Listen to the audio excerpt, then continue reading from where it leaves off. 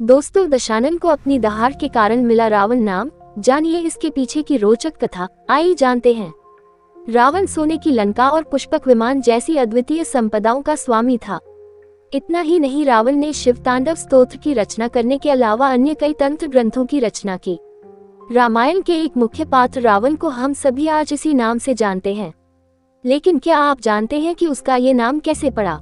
आइए जानते हैं इसके पीछे की पौराणिक कथा। रावण की माता कैकसी क्षत्रिय राक्षस कुल की थी और उसके पिता ऋषि विश्रवा थे, इसलिए उसे ब्रह्मराक्षस कहा जाता था। वाल्मीकि रामायण के अनुसार रावण पुलस्त्य मुनि का पोता था। रावण एक अति ज्ञानी ब्राह्मण था। उसे चारों वेदों का ज्ञान बचपन में ही हो गया था। यही नहीं, आयुर्वेद, ज्योतिष और तंत्र विद्या में उसने ज्ञान प्राप्त किया। रावण की ताकत का अंदाजा इसी बात से लगाया जा सकता है कि मायावी शक्ति के कारण रावण ने कई देवताओं को बंदी बनाया था। जब कुबेर को परास्त करने के बाद रावण पुष्पक विमान लेकर अपनी लंका की ओर जा रहा था, तो वह विमान कैलाश पर्वत के सामने जाकर रुक जाता है। जब रावण ने उस पर्वत को अपने रास्ते से हटाने का प्रयास किया तो नंदी जी ने उसे ऐसा करने से रोका। तब रावण नंदी जी का अपमान करते हुए उन्हें अपने रास्ते से हटने को कहा।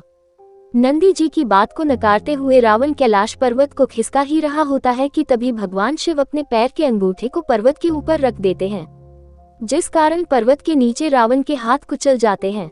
दर्द के कारण दशानन इतनी जोर से दहाड़ मारता है कि उसका नाम रावण पड़ जाता है।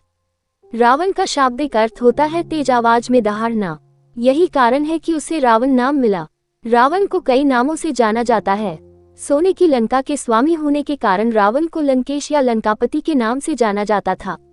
10 सिर होने के कारण रावण को दशानन भी कहा जाता था।